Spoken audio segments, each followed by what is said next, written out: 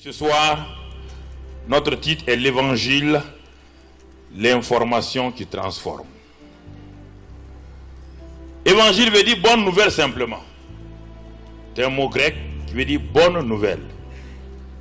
Alors où on peut dire encore la bonne information qui transforme. Cela est très important. Si vous regardez, vous analysez le mot information, il y a plusieurs éléments qui se trouvent dans ce mot-là, mais le but est d'amener, de sortir quelqu'un d'une ignorance dans laquelle il vit parce qu'il n'a pas l'information claire et juste, et l'information qui lui est communiquée. L'élément qui lui est communiqué lui permet de sortir de sa situation de défaite pour commencer à marcher dans la victoire. Cela veut dire, frères et sœurs, que l'information est tellement puissante que lorsque nous entendons le mot information que nous utilisons dans le langage traditionnel, nous ne voyons pas ce que cela signifie réellement par rapport à la parole de Dieu et à nos vies. Les générations passées avaient la même information que nous avions. Et encore, l'information parlée, même pas écrite. Ceux qui ont suivi Jésus-Christ n'avaient aucune source d'information que l'Ancien Testament et le Saint-Esprit qui vivait en eux, car il n'y avait ni l'évangile de Matthieu, ni Luc, ni Marc, ni Actes des Apôtres, ni les Épîtres. La seule information qu'ils avaient, c'était l'Ancien Testament, et encore, c'était les sacrificateurs, les scribes et les pharisiens qui savaient utiliser cette information-là. Je pose la question. Comment ont-ils fait alors pour bouleverser le monde connu de l'époque sans aucun document écrit, sans aucune prédication, sans aucun DVD ou cassette? Je voudrais parler à vos cœurs sérieusement. Comment ont-ils fait? Pas de Bible, il n'y a que l'Ancien Testament. Et encore, si on l'enseigne en tant que loi, ce n'est pas productif, puisqu'on parle de Jésus maintenant. La plupart d'entre eux ne savent pas utiliser l'Ancien Testament pour sortir les informations sur Jésus pour le mettre à la disposition des gens. Alors comment ont-ils tout le bassin méditerranéen, toute la partie du Moyen-Orient, toutes ces parties ont été visitées simplement par la parole qu'ils ont reçue de bouche à oreille, simplement. Et je suis allé en Inde. Il y a une dame en Inde, dans une région très très très persécutée, qui n'avait tout juste que le verset. Elle n'a jamais eu ni la Bible, ni une page de Bible. Elle a eu tout juste un petit morceau de Bible où c'est écrit Dieu a tant aimé le monde qu'il a donné son Fils unique, afin que quiconque croit en lui ne périsse point, mais qu'il ait la vie éternelle. Cette femme, qui était une indienne, a eu ce verset dans sa main, l'a lu, a été convertie par ce verset, remplie du Saint-Esprit par ce verset. Et plus tard, quand les missionnaires sont arrivés, un missionnaire lui a proposé une Bible entière. Elle a dit au missionnaire, je n'en ai pas besoin. Ce seul verset m'a gardé 25 ans. Et regarde comment ma vie est transformée et changée. Elle avait une seule information, c'est simplement Dieu a tant aimé le monde. Et nous avons la Bible, parole vivante, parole grimpante, parole toujours.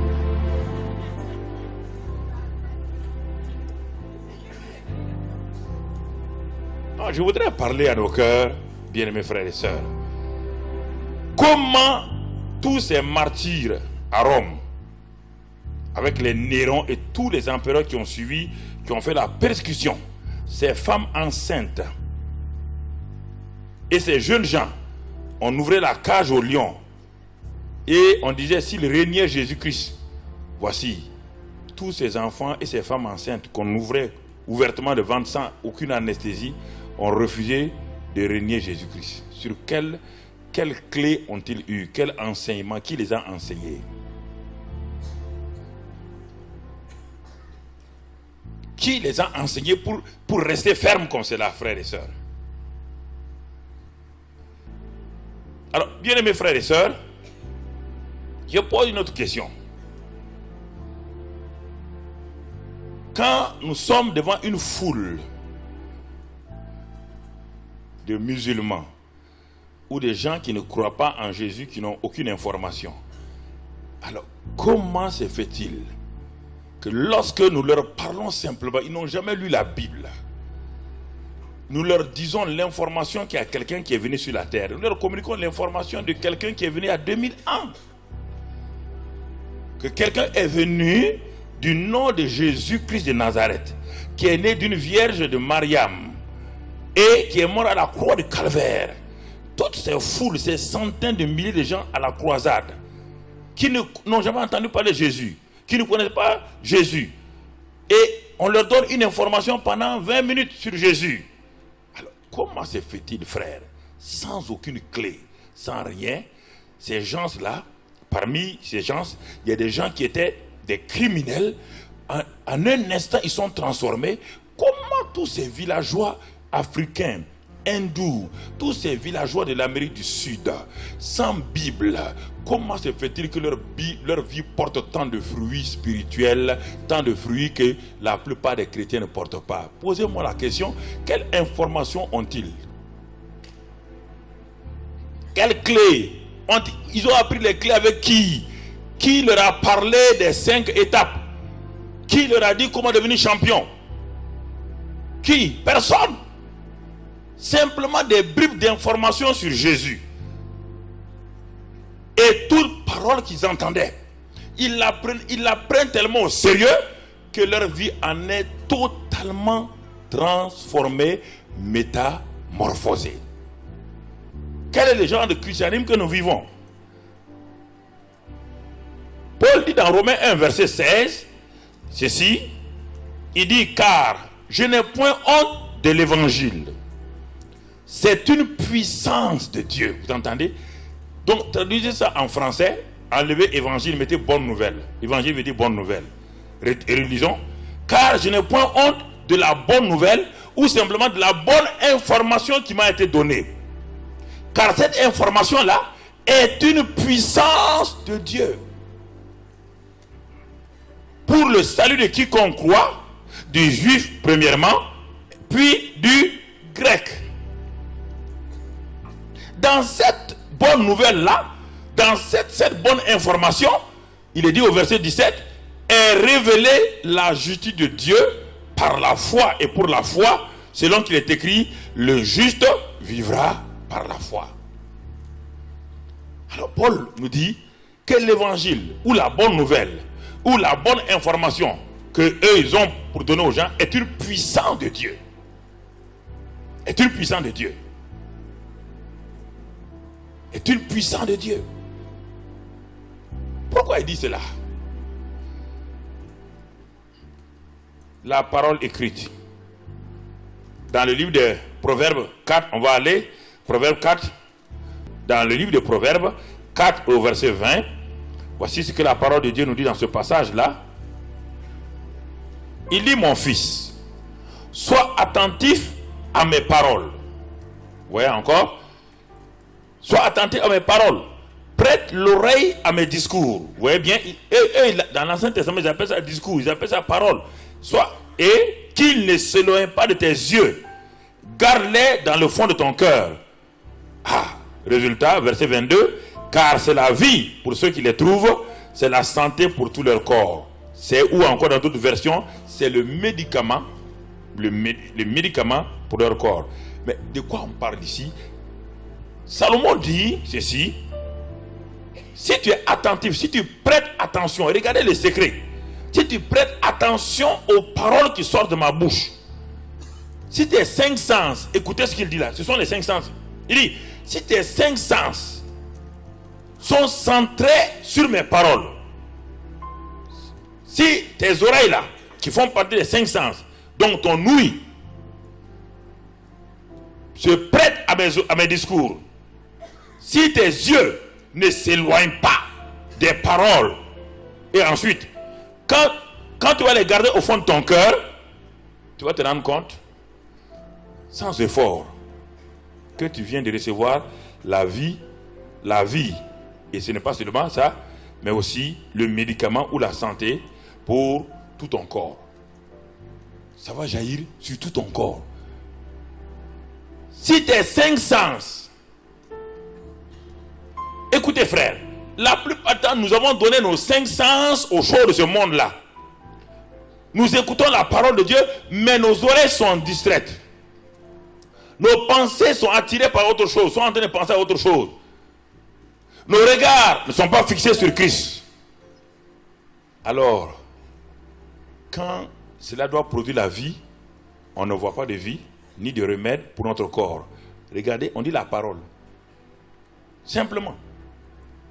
Salomon dit à son fils, si tu es prête, tu vas avoir la vie et la santé. Le remède est pour toi. La santé. Et le psaume 107, verset 20, on ne va pas le lire. Il dit, Dieu, il envoyait sa parole et les guérit. Il a envoyé sa parole et sa parole a produit la guérison. La parole a produit la guérison.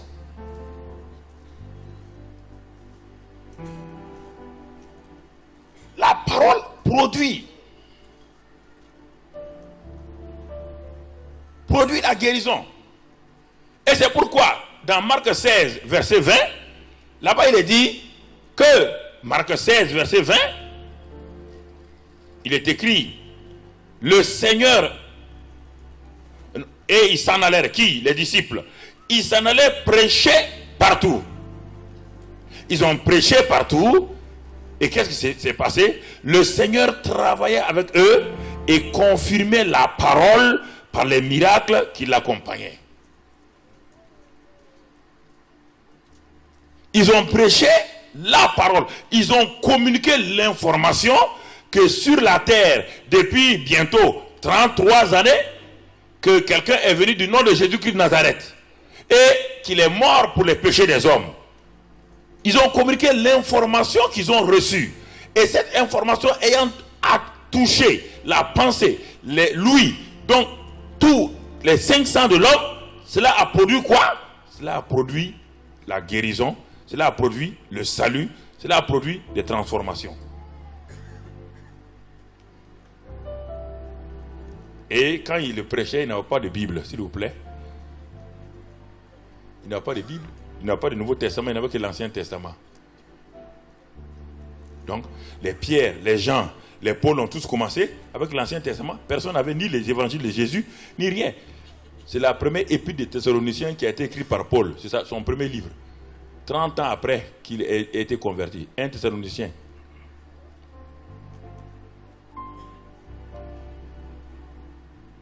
Il n'aimait que la parole parler, la parole prêcher. Et la parole prêcher là, ceux qui l'écoutaient, c'est ça qui est important. Ceux qui venaient écouter cette parole, que ces hommes-là, personne ne pouvait dire qu'ils avaient raison, on ne les connaît pas. Ce sont des inconnus qui disent qu'un certain Jésus est venu sur la terre et qu'il a fait certaines choses. Mais ceux qui écoutaient là étaient tellement attentifs que la parole qui était transmise par ses disciples-là, quand il la recevait, cette parole-là produisait du fruit dans la vie de ces hommes et de ces femmes. Donc, ça ne dépend pas du prédicateur, ça dépend des auditeurs qu'on va voir. Quelle est la valeur que je donne à la parole? Chaque fois que je tiens cette Bible dans ma main, frères et sœurs, quelle est la valeur que vous lui accordez? La parole de Dieu, quand vous la tenez dans votre main, c'est quelle sorte de livre que vous tenez? Est-ce que c'est simplement le roman que vous venez de lire hier? Est-ce que c'est le journal du jour? La question dépend de votre attitude envers ce livre-là que vous avez dans vos mains. Votre attitude envers ce livre-là, c'est ça qui fait que vous progressez ou vous ne progressez pas. Est-ce simplement un livre ordinaire ou un livre surnaturel? Est-ce un livre naturel ou extraordinaire? C'est ça le problème. Tout le problème est là. Quelle est la valeur que vous accordez à ce livre que vous tenez dans votre main? Si vous y doutez, le doute va paralyser votre avancement.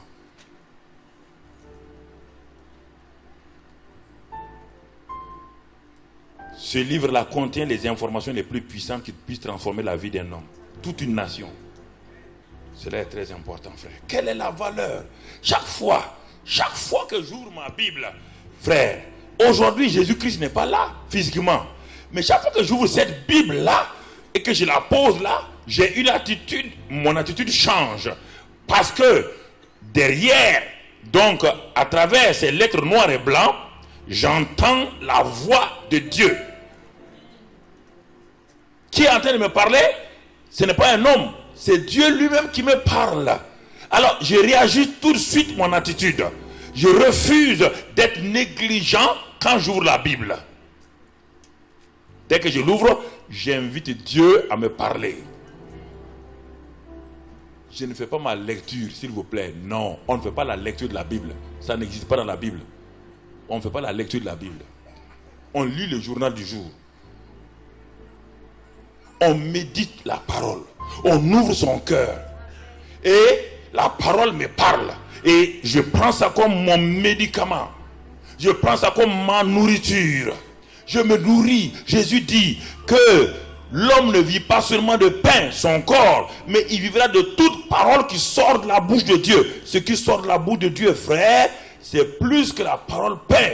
Et cette parole qui sort de la bouche de Dieu, quand je la lis, mon homme intérieur, mon esprit intérieur et mon âme commencent à se réajuster. Parce que celui qui a dit que le ciel, la lumière soit, et que la lumière fut là, celui qui a parlé, il est en train de me parler. Donc toute ténèbre en moi va se réajuster. Toute contorsion en moi va commencer à se redresser.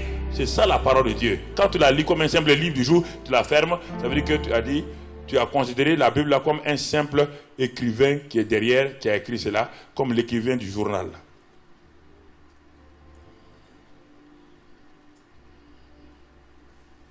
Celui qui a dit que la lumière soit est le même qui est derrière ici, qui est en train de te parler. Est le même qui a vu en toi des ténèbres. Est le même qui a vu en toi des choses qui ne vont pas.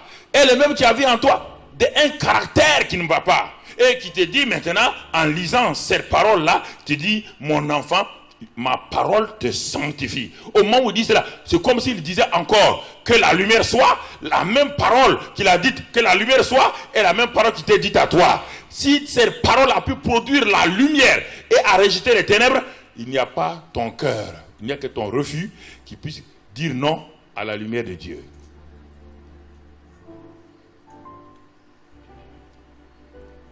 Bien-aimés frères et sœurs, cela est très important. Regardons notre attitude. Notre attitude envers le médecin et le médicament nous montre quelle sorte de personnes de malades nous sommes. Mon attitude envers ce médecin que je viens de consulter pour ma situation de santé, mon attitude repose sur quoi? Sur l'importance que je vais donner à son ordonnance et à l'obéissance que je vais appliquer à cette ordonnance-là. J'ai beau dire que je l'aime, si je refuse d'appliquer son ordonnance et d'avaler, je ne l'aime pas. Vous êtes d'accord avec moi?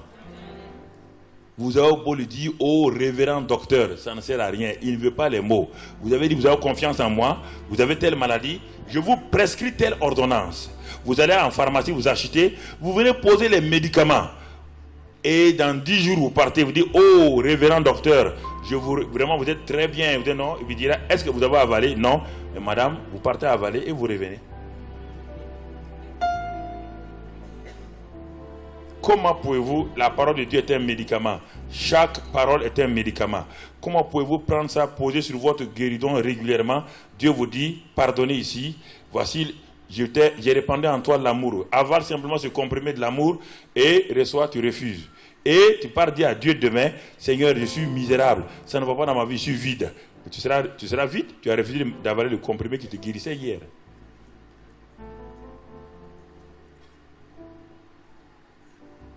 la semaine dernière, c'est comme l'arche de l'Éternel. Quand je parlais, je prêchais la présence de Dieu. Je prêchais la présence de Dieu dans l'arche. Et Dieu m'a fait asseoir et dit, laisse l'arche te parler. Écoute le témoignage de l'arche de l'alliance. Écoute. Et l'arche que Moïse a fait fabriquer, cette boîte cubique là, où à l'intérieur il y avait la manne, il y avait le bâton d'Aaron, il y avait les 2 tables de l'alliance. Et sur le propitiatoire, sur le couvercle de l'arche, il y avait les 2 chérubins. Et Dieu a dit à Moïse, c'est sur cette arche là, sur cette propitiatoire là, que je vais te rencontrer. C'est là où je vais te parler. Pas ailleurs, hein. C'est ici là, sur ce propitiatoire là que je vais te parler. Dieu m'a dit, assois-toi, l'arche va te parler. L'arche va te parler. L'arche m'a dit, moi, je n'étais que simplement du bois de gopher, recouvert d'or. J'étais du bois. Donc, si on met du feu à moi, on me brûle. J'étais du bois ordinaire. Mais dès le moment où Dieu m'a dit à Moïse de faire cette arche-là, de la couvrir d'or pur, de mettre les 2 chérubins et tout, et que Dieu a déclaré que sur ce propitiatoire, lui et Moïse vont se rencontrer, je suis devenu une arche extraordinaire. Il dit, écoute-moi, homme de Dieu, écoute-moi, dis au peuple de Dieu, écoute-moi très bien, homme de Dieu. Écoute-moi et regarde-moi devant le Jourdain. Regarde-moi présent devant le Jourdain. Le Jourdain coulait, personne n'osait poser les pieds. Mais Dieu a dit à Josué, le remplaçant, le successeur de Moïse, si les sacrificateurs qui portent l'arche mettent les pieds dans l'eau, la présence de Dieu dans cette arche là va ouvrir le Jourdain. Il dit, moi arche, regarde les miracles que j'ai fait. Quand ils sont arrivés à Jéricho, il dit, c'est ma présence, c'est pas leur cri. Vous avez prêché que leur cri de foi, il dit, c'est faux, c'est ma présence. Lis ce qui est dit dans Josué 6. C'est ma présence. Parce que Dieu était sur moi qui a fait les miracles. Quand on m'a mis dans la maison de Dagon, Dagon a fait quoi? Dagon, s'est prosterné, tout. Il dit, regarde-moi. Quand David m'a transporté et m'a mis sur son char, a voulu moderniser mon transport, ça a coûté la vie à quelqu'un, un jeune homme. Il dit, vous voulez moderniser aussi la présence de Dieu? Il dit, ce n'est pas fini. Mais quand David était fâché contre Dieu, donc, s'il est fâché contre Dieu, il est fâché contre l'arche. Et en étant fâché contre l'arche, il a pris l'arche, il est parti poser dans la maison d'un homme appelé Obed-Edom. 3 mois seulement, on est venu dire à David, Obed-Edom va te remplacer. Il est tellement riche, prospère, que si l'arche reste là-bas, il est le prochain roi. David est parti prendre vite l'arche. Il dit alors, l'arche, écoutez-moi. L'arche m'a dit, vous les hommes, vous avez été créés, moi je n'ai pas été créé à l'image de Dieu. Regardez mes exploits. Regardez mes exploits. Vous avez été créé à l'image de Dieu. Le Saint-Esprit vit en vous, en réalité, et vous ne faites rien. Et puis il a disparu. J'étais assis, j'avais envie de pleurer. L'arche m'a parlé comme ça. Tu entends? L'arche m'a fait son témoignage.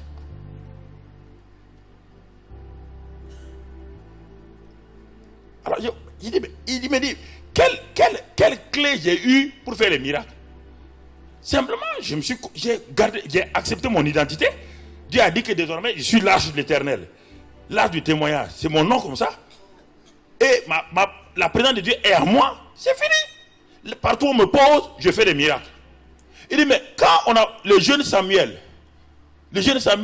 qui ne connaissait pas Dieu, il se couchait tout le temps dans le temple près de l'arche. Et quand Élie, lui, se couchait au dehors, quand j'ai parlé, qui m'a entendu? C'est Samuel. Et le fait qu'il était couché près de l'arche, il est passé d'un enfant ignorant à un grand prophète d'Israël. Il dit alors, ça c'est du bois. Moi j'étais du bois, simplement du bois. J'ai fait ça. Et vous avez été créés à l'image de Dieu. Vous avez été créés à l'image de Dieu. Vous êtes capable de me casser, moi l'arche là. Un coup de pied en moi, votre coup de pied là me casse. Si vous voulez, vous me brûlez. Mais pourtant, j'ai fait des exploits. Vous, des champions, des grands comme ça, vous n'êtes pas capable de faire quoi que ce soit pour votre Dieu. Qui êtes-vous? Il dit, au ciel, nous vous attendrons. On va témoigner contre vous. On va témoigner, nous tous. Les rideaux, on va témoigner, les voiles, on va témoigner. On va témoigner de la grandeur de Dieu. Pourtant, nous n'étions pas vivants. Nous ne sommes pas rachetés. Nous n'avons pas été lavés par le sang de Jésus. On ne connaît pas ce privilège-là. Vous, on vous a tout donné, tout. Il a tout donné, tout. Et vous êtes incapables. Parce que vous voulez raisonner, vous voulez réfléchir. Est-ce que c'est comme ça? C'est comme ça? C'est comme ça? En ce temps, le monde périt, le monde meurt. Et nous nous tiendrons devant Dieu et nous allons vous parler, nous allons témoigner sur vous.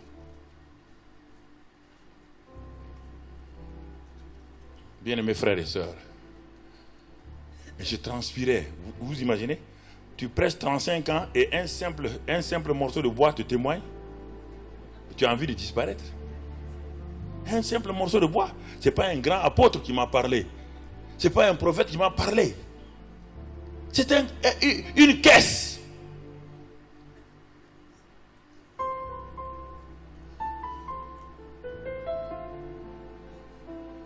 Frère, une simple caisse qui me parle.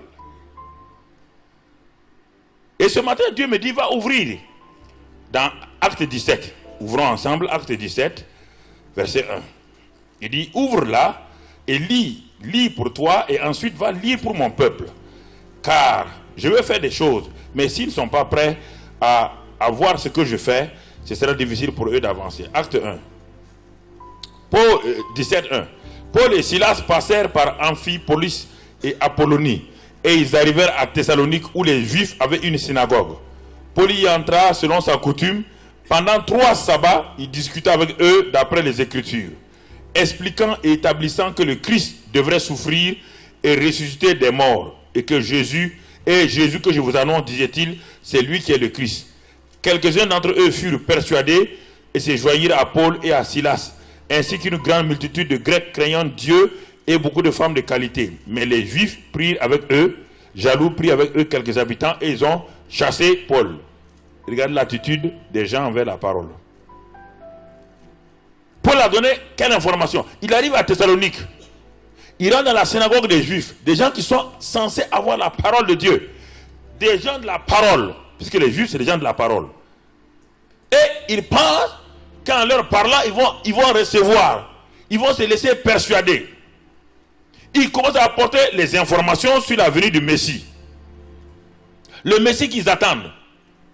Que les Juifs attendent dans toutes les synagogues et que tout le temps ils sont en train de prier Dieu pour que le Messie vienne. Paul leur donne l'information que le Messie est venu. Ils ont refusé l'information.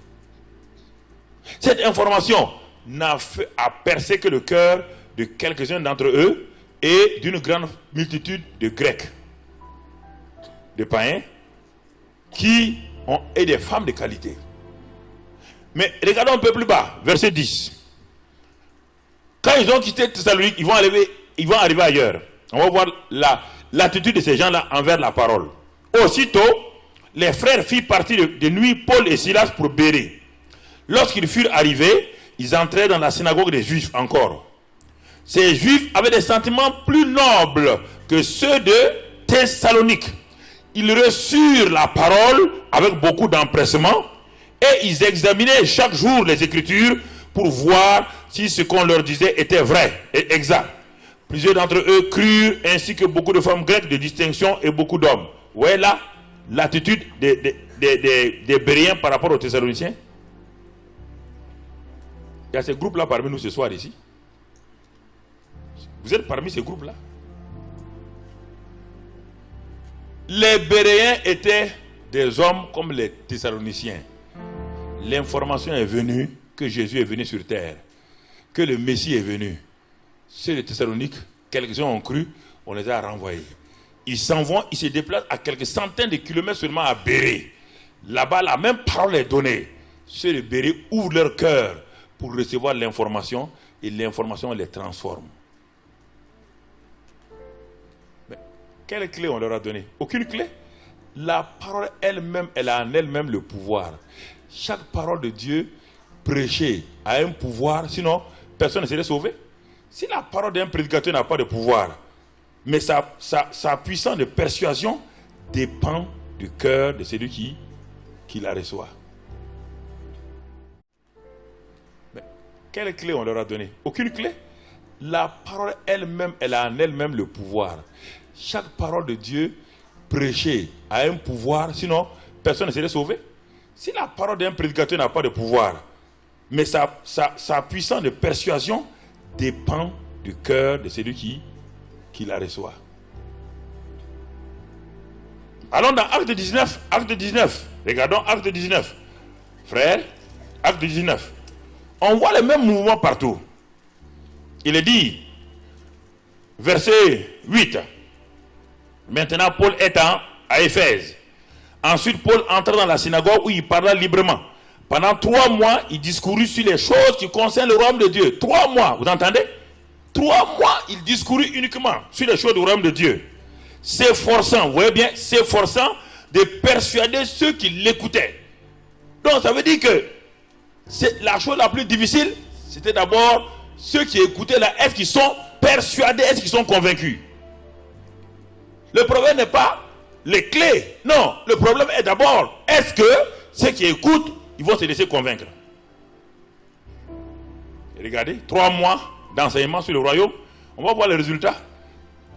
Mais, comme quelques-uns restaient endurcis et incrédules, il est resté quoi? Endurcis et incrédules. La parole qui leur est prêchée est vraie, mais ça n'a pas pu passer. Incrédule et endurci, décriant devant la multitude la voix du Seigneur, et il se retira d'eux, séparant les disciples et enseignant chaque jour dans l'école d'un nommé Tyrannus. Cela dura 2 ans. Vous entendez maintenant? Paul est resté là-bas 2 ans. Et qu'est-ce qui va se passer? Cela dura 2 ans. De sorte que tous ceux qui habitaient l'Asie, juifs et grecs, entendirent la parole du Seigneur. Verset 11, regardez maintenant. Et le et là est une conjonction de coordination. Le et vient du fait que les gens ont été persuadés maintenant du royaume, du message du royaume. Ils l'ont reçu, alors le royaume va se manifester. L'enseignement du royaume, s'il n'est pas reçu, rien ne se manifeste. Le prédicateur a beau faire tous les efforts, rien ne se passe. Et la Bible dit ici, en ce moment, Dieu faisait des miracles extraordinaires par les mains de Paul. Les gens prennent ce verset et veulent le prêcher. Non, il faut prêcher d'abord ce qui est. On ne commence pas une phrase par et. Je ne viens pas vous trouver des et. Il dit, mais et quoi? Et qu'est-ce qui précède? Et. Non, on ne commence pas une phrase par et. C'est une conjonction de coordination qui lie un événement précédent avec la suite. Et la Bible dit ici, cela dura 2 ans. Et au point qu'on appliquait sur les malades des linges ou des mouchoirs qui avaient touché son corps. Et les malades, les maladies les quittaient et les esprits malins sortaient. Ces miracles-là, parce que maintenant, le cœur des gens était devenu spongieux. L'eau qui était versée comme une éponge, ça absorbait. La parole du royaume.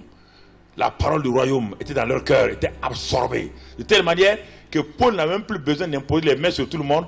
Les gens amenaient des mouchoirs, ils mettaient les mouchoirs sur lui, ils donnaient et les malades étaient guéris. Ce n'est pas d'un seul coup. Ceux qui vous flattent, qui disent qu'ils peuvent faire mouchoirs, c'est les vendeurs de mouchoirs. Les vendeurs de mouchoirs. Ils sont en train de commercialiser le mouchoir. Ils veulent s'enrichir. 2 ans, 2 ans. Quel message? Royaume, royaume, tous les aspects du royaume. Et quand même Jésus est ressuscité d'entre les morts, pendant 40 jours, vous avez fait, est-ce qu'il a fait un miracle?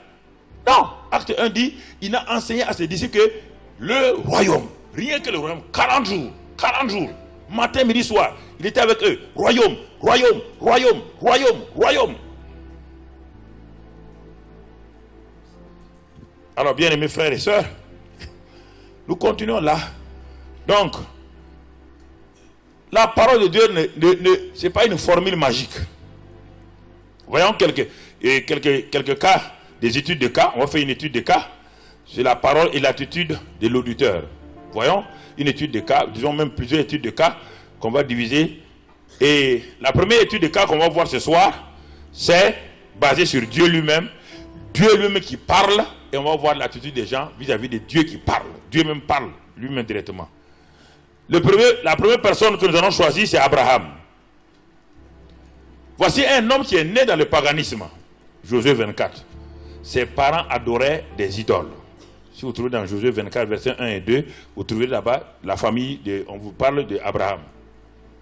Dieu a parlé au père d'Abraham d'abord en premier lieu, d'aller en Canaan. Il est arrivé où? À Charan. Il s'est arrêté là-bas. Charan me dit petit fruit. Sa vie n'a pas porté de fruit immense. Et il est mort à Charan. Alors comme Dieu a un plan, Dieu ne s'arrête pas parce que quelqu'un est mort. Quand Moïse est mort, Dieu a eu un successeur, Josué. Quand Térak est mort, Dieu a eu un successeur, Abraham. Les plans de Dieu n'échouent pas par manque de personnes. Si je refuse de faire le plan de Dieu, Dieu prendra quelqu'un pour le mettre à suivre. Alors, Abraham, Dieu le saisit. On le trouve dans Genèse 11.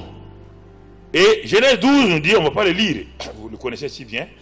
Dieu parle lui-même, il parle à Abraham.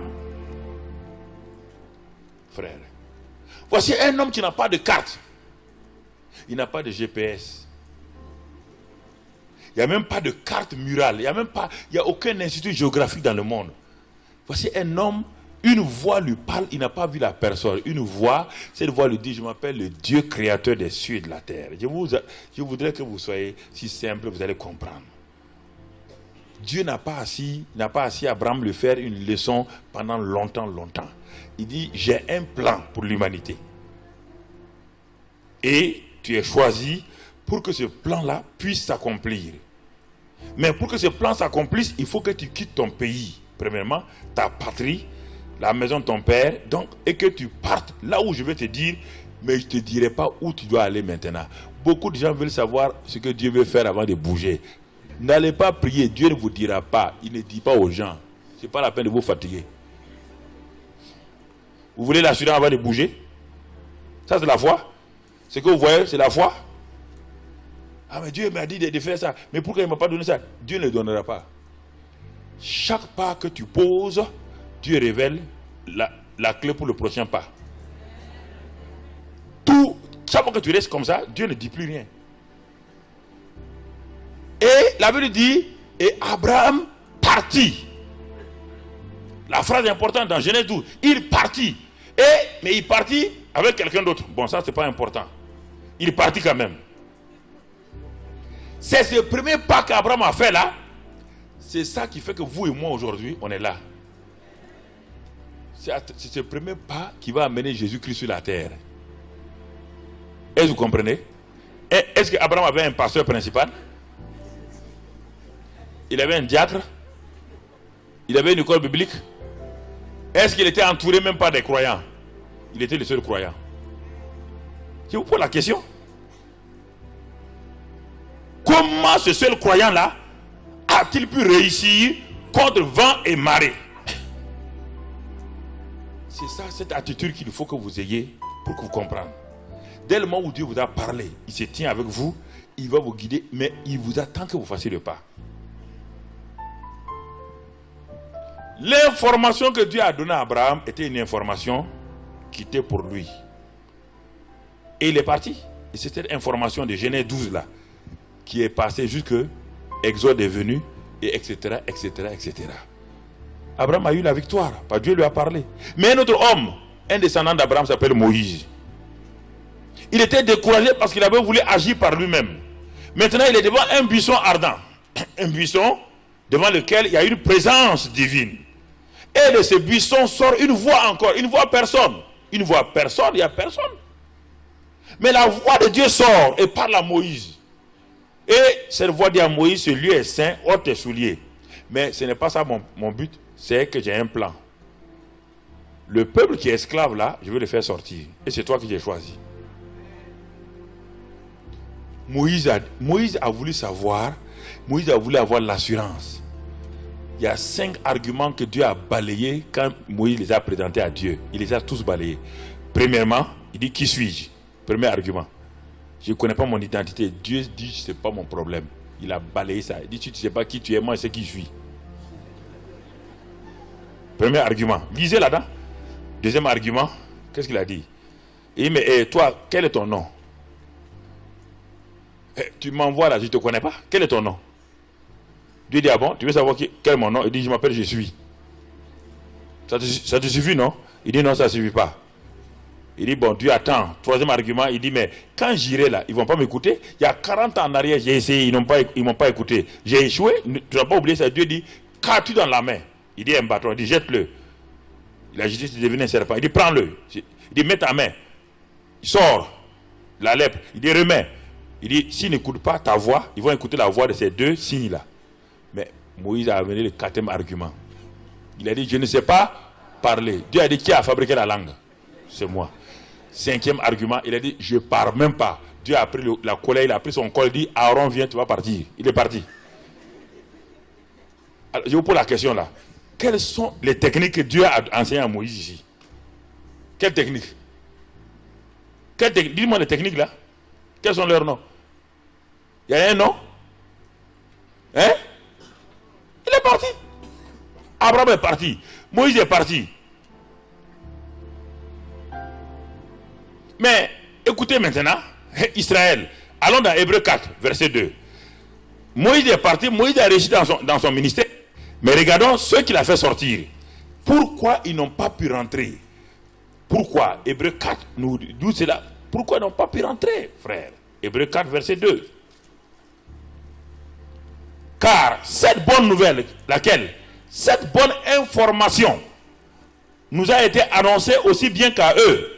Mais la parole qui leur fut annoncée, l'information qui leur a été donnée, ne leur servit de rien. Parce qu'elle ne trouva pas de la foi chez ceux qui l'entendent dire. Alors pourquoi, écoutez-moi maintenant, frères et sœurs, si Dieu change des choses, il doit aller réveiller tous ceux qui sont tombés au désert là pour leur demander pardon. Je voudrais que vous compreniez ça très bien. Si vous pensez que Dieu, ce que vous faites là, il faut que Dieu vous donne tout pour que vous réussissez, et vous ne voulez pas vous baser sur l'information que vous avez là, Dieu est obligé d'aller réveiller tous les millions qui sont morts au désert là pour les ceux. Il dit que ils ne sont pas rentrés en Canaan. Les 2 millions et quelques là, ils ne sont pas rentrés en Canaan. Non pas qu'ils n'ont pas entendu l'information, ils l'ont entendu. Ils ont refusé l'information. Ils ont refusé que l'information leur apporte la foi. Parce que la foi vient de ce qu'on entend. Ils ont refusé. Ils ont refusé l'information. Les deux qui ont accepté l'information, c'est Josué et Caleb.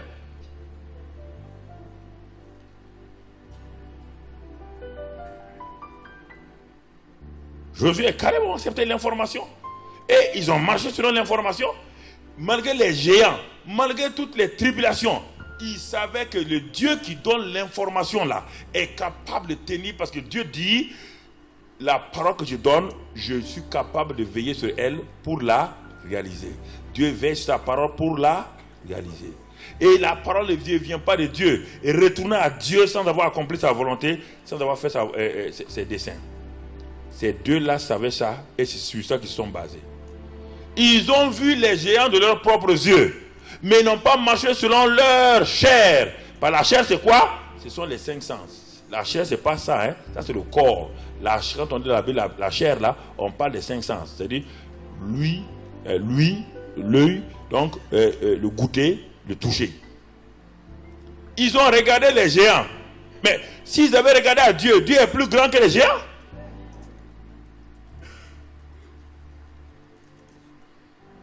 Comment David a-t-il fait pour vaincre Goliath? Est-ce qu'il avait une technique? Non. David est venu sur la base que Dieu est avec lui. Il a la parole de Dieu. Il a l'onction de Dieu. Mais Dieu est réel. Dieu n'a pas changé. J'ai vu la réalité de Dieu dans mes études. Ça au moins. Là où le milieu intellectuel, c'est là-bas où j'ai vu Dieu agir. Dieu agit puissamment. J'ai vu Dieu agir dans les affaires. Deux milieux, si tu vois Dieu agir dans ces deux milieux-là, tu ne peux plus être incrédule. Les affaires et les études. Voir Dieu agir là-bas, c'est les deux domaines où les gens ont des problèmes. La plupart d'entre vous ont des problèmes où? Dans la profession et dans vos études. Moi, c'est là-bas où je l'ai vu agir. puissamment, et devant des professeurs, devant des gens qui ont vu clairement que Dieu est réel. Alors frère, Dieu a parlé à Moïse, Dieu a parlé, ça c'est le Père. Le Fils aussi a parlé. Quand le Fils a rencontré Paul sur la route de Damas, acte 9, verset 4-6. Qu'est-ce qu'il a dit à Paul? Rentre à Damas et on te dira ce qu'on doit faire. Le Fils a dit non, rentre à Damas. On te dira ce que tu dois faire. Un point, c'est tout. Ça, c'est acte 9, verset 4 à 6. Quand il est rentré à Damas, verset 10 à 20, toujours dans acte 9, 10 à 20, Dieu a pris un homme appelé Ananias, un simple chrétien. Il dit, va dire à Paul, va lui dire, il faut qu'il apprenne à savoir que le Père parle, le Fils parle, mais les hommes parlent aussi. Va dire à Paul, mon programme pour lui. Ananias est parti, il dit, mon frère Paul, le Seigneur qui t'a apparu sur la route de Damas m'a envoyé pour t'imposer les mains afin que tu recouvres la vue que tu veux. Et il a un programme pour toi. Ananias, un simple chrétien. Une seule fois, on le voit dans la Bible. Une seule fois. Il a apparu une seule fois. Il a catapulté Paul donc aux antipodes. Il l'a amené sur les rails. Un simple chrétien. Et Paul n'a pas demandé à Ananias, mais comment un homme comme moi, je peux devenir, je vais parler au roi, je vais parler. Non! L'information qui lui a été donnée était suffisante. Paul était un homme de décision, un homme de conviction. Quand Paul s'engage, il s'engage. Il n'a pas besoin d'attendre qu'on commande, qu'on raisonne. Non, il a dit, Ananias, Dieu t'a envoyé, il dit oui. Tu as imposé les mains, je suis rempli du Saint-Esprit. Donc ce que tu as dit est vrai. Je vais aller. Je ne comprends pas, mais sur la route, Dieu va me conduire. Dieu l'a conduit. Dieu a donné Ananias. Ce n'était pas suffisant. Il lui a donné Barnabas. Ce n'est pas suffisant. Il lui a donné Antioche. Comprenez? Dieu a fait grandir Paul par étapes. Simplement. Simplement, frère. Toutes les techniques que vous voulez là, vous ne les voyez pas dans la Bible. Toutes les techniques que vous voulez pour réussir là, montrez-moi dans la Bible. Regardons le Saint-Esprit. Lui aussi il a parlé. Le Saint-Esprit a parlé dans Acte 13, verset 2 à 4. Acte 13, verset 2 à 4. Quelle était l'attitude de ceux qui ont reçu la parole que le Saint-Esprit a donnée? Le Saint-Esprit a parlé dans Acte 13. Regardons l'attitude de ces gens-là. Est-ce qu'ils ont été désobéissants? Vous voyez, l'attitude d'Abraham par rapport à la parole de Dieu, c'était bien. L'attitude de Moïse par rapport à la parole de Dieu. L'attitude de Paul par rapport à la parole. Maintenant, l'attitude de ceux d'Antioche, l'église d'Antioche. Verset 2. Pendant qu'ils servaient le Seigneur dans leur ministère qu'ils jeûnaient, le Saint-Esprit dit, vous voyez, lui aussi parle. Il dit, mettez-moi à part Barnabas et Saul pour l'œuvre à laquelle je les ai appelés. Alors après avoir jeûné et prié, il leur imposait les mains et les laissait partir. Barnabas et Saul envoyés par le Saint-Esprit, etc., etc. Vous voyez bien?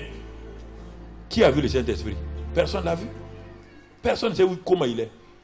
On peut dire Jésus était un homme, il a été temps. Mais le Saint-Esprit, qui l'a déjà vu? Personne. Et on vient dire, Saint-Esprit a parlé.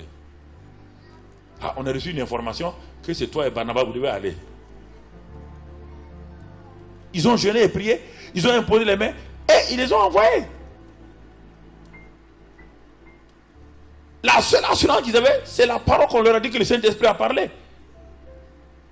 Regardez, même les anges aussi ont parlé. Le Père a parlé, le Fils a parlé, le Saint-Esprit a parlé. Les anges aussi se sont mis là-dedans. Regardons l'attitude des gens vis-à-vis des anges. Ça fait longtemps que Zacharie attend un enfant.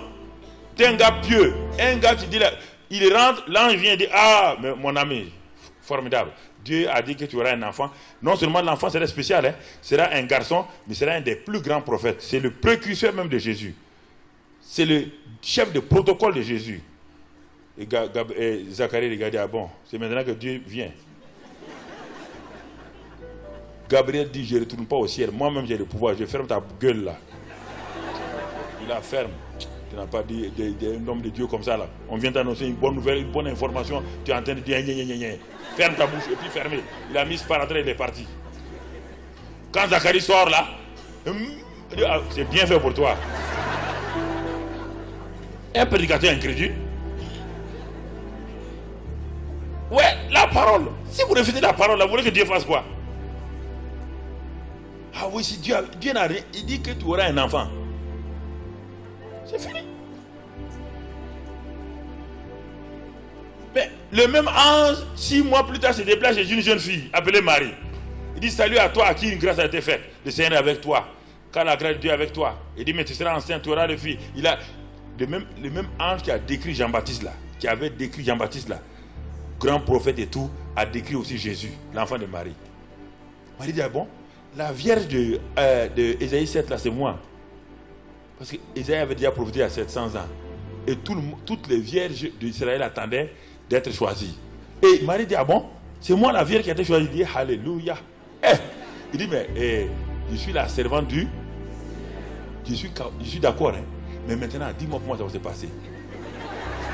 C'est simplement ça que je veux savoir. Je ne connais pas d'homme. Comment ça va se passer? Ça, c'est une bonne attitude. Ah non, mais Seigneur, mais comment... Hey, laisse ça tomber. Comment ça va se passer là? Dis-moi au moins ça. Parce que j'ai un fiancé, mais on ne se connaît pas. Ouais, frère. Ça, c'est les anges. Quelle est ton attitude envers la parole prononcée par Dieu lui-même, prononcée par son Fils, prononcée par le Saint-Esprit, prononcée par les anges? Chaque fois que le Père parle, c'est pas vrai. Le Fils parle, c'est pas vrai. Le Saint-Esprit parle, c'est pas vrai. Les anges parlent, c'est pas vrai. Tu vas écouter les pasteurs?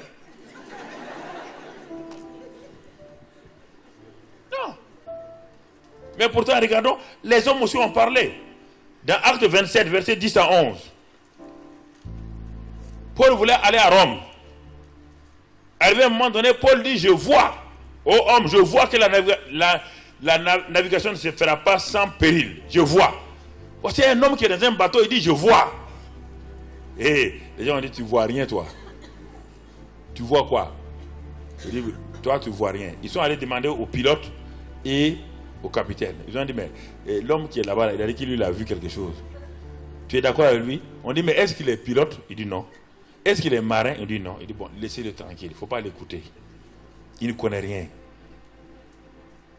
Leur attitude envers la parole d'un homme a créé des problèmes. Ils ont vécu, ils ont des difficultés, des problèmes. Beaucoup d'entre vous, parfois vous avez des problèmes parce qu'un certain homme de Dieu vous a parlé, vous a prêché, vous avez négligé ça. Vous êtes parti écouter quelqu'un d'autre.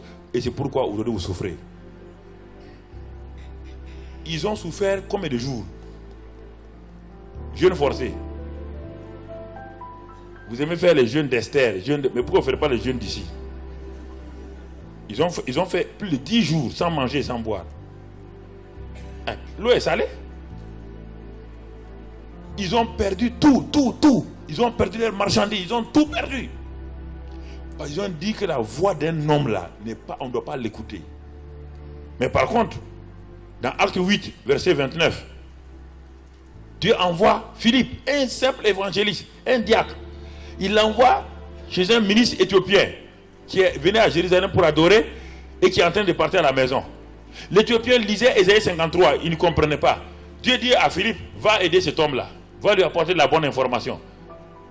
Il lui dit, mais ce que tu lis là, est-ce que tu comprends? Il dit, mais je ne comprends pas. Le verset 29 à 39, c'est trop loin, trop long. Il dit, mais monte. Philippe monte près du ministre éthiopien et lui révèle la parole. Mais à un moment donné, ils arrivent près de l'eau. Mais le ministre dit, voici de l'eau, qu'est-ce qui m'empêche d'être baptisé? Mais Philippe lui dit, si tu crois, il n'y a pas de problème. Ils sont sortis de la Mercedes de l'époque. Ils sont rentrés dans l'eau, on l'a baptisé, le ministre est parti tout joyeux et Dieu a enlevé qui? Philippe pour l'amener à Azote. Une simple parole. Et à cause de ça, l'Éthiopie est devenu le premier pays africain à recevoir l'évangile. Vous savez que toute l'Éthiopie a été chrétienne avant qu'on revienne encore. À cause d'un seul homme qui a cru simplement à un homme qu'il a rencontré dans le désert, qui lui a révélé que Jésus est déjà venu. Il est parti en Éthiopie, il a dit Jésus est déjà venu. Quelle est votre attitude envers la parole écrite et la parole prêchée? Quelle est votre attitude? Si votre attitude est une attitude arrogante, une attitude d'incrédulité, c'est vous qui recevez, ce n'est pas l'homme de Dieu.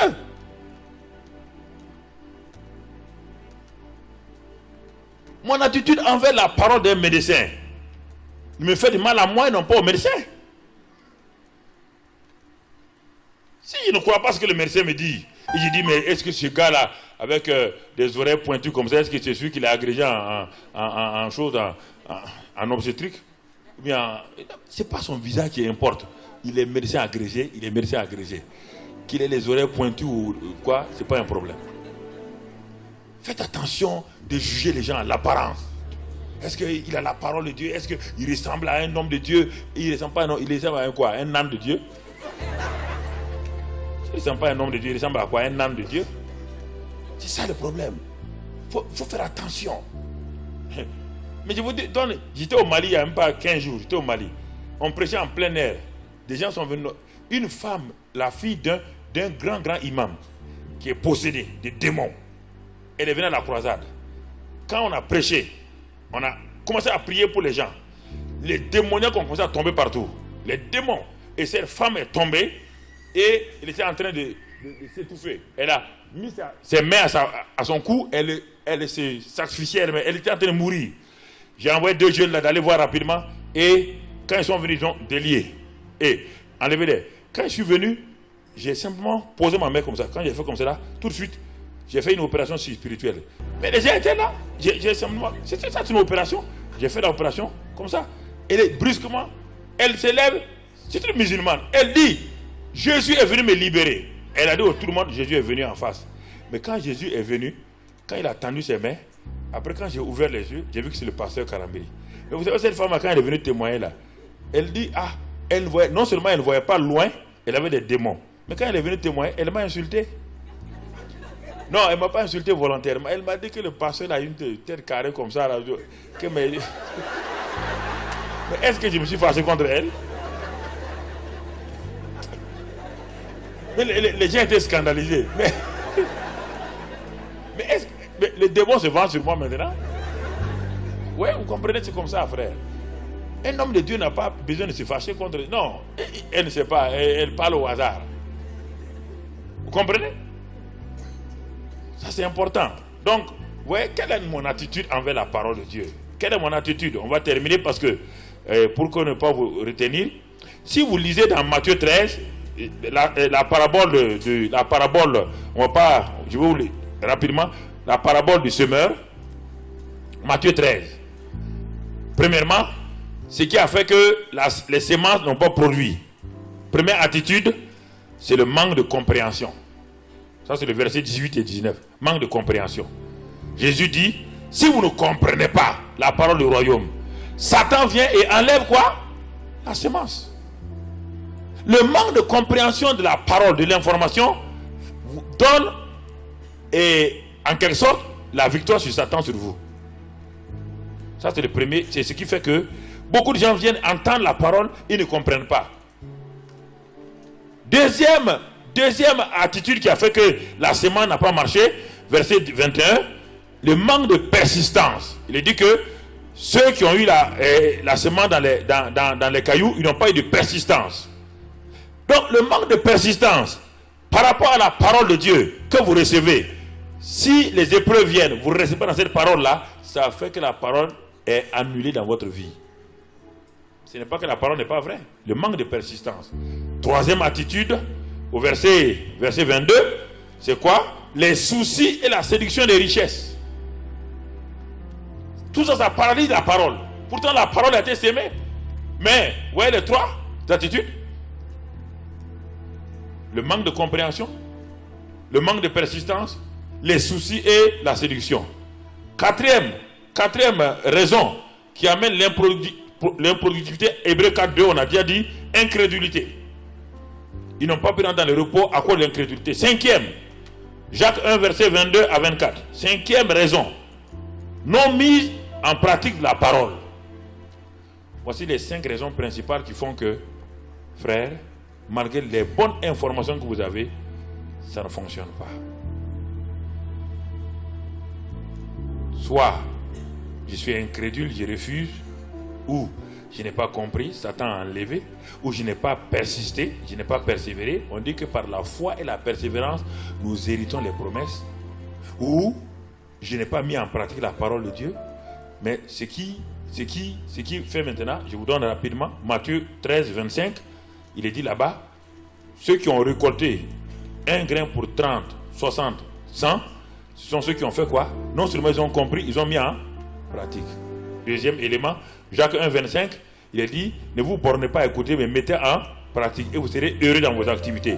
Ensuite, Josué 1, verset 8, il dit, méditez la parole de Dieu jour et nuit, agis selon elle et tu auras du succès. Et quatrièmement, Romains 4, verset 18 à 21, il est parlé d'Abraham là-bas. Il dit quoi? Abraham espéra contre toute espérance, il crut et il donna gloire à Dieu. Voici les 5 raisons qui font que la parole ne produit pas et les 4 raisons qui vont te faire que la parole produise. Frère, on va s'arrêter là ce soir pour que tu comprennes. Alors si tu comprends ça, tu sais maintenant, ce n'est pas la faute du pasteur. Ce n'est pas parce que tu n'as pas beaucoup jeûné. Ce n'est pas parce que tu n'as pas beaucoup prié. C'est parce que ton attitude envers ce que Dieu t'a dit n'est pas une bonne attitude. Tu refuses. Si tu refuses ce que Dieu a dit, qu'est-ce que l'homme peut faire? Et si tu refuses aussi ce que ton pasteur dit, qu'est-ce que tu veux qu'on fasse? Et c'est ce qui amène beaucoup de gens à aller à gauche, à droite, à se laisser influencer. Mais un homme qui est établi sur la parole de Dieu, personne ne peut l'influencer parce qu'il est lié à la parole.